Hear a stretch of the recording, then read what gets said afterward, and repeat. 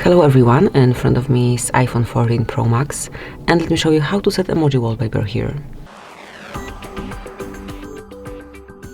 So first of all, open the settings, then find and select wallpaper and click on add new wallpaper.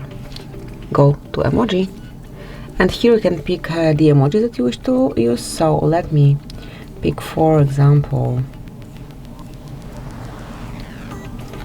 let me pick a fox, a flower, and maybe some classic one.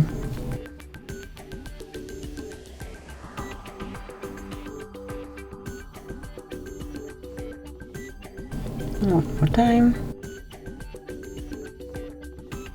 Okay, so we've got 4 of them. Obviously you can choose whichever. I didn't made a great pick, but still, let's leave it this way.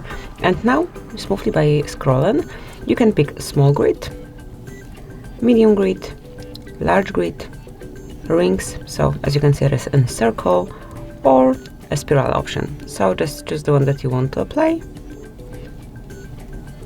And if you wish to apply it, just tap on add. Then select if you want to set it like this, so the lock screen is active and then your home screen is blurred, but you can also customize your home screen and unblur it here, or obviously add color, gradient, whatever.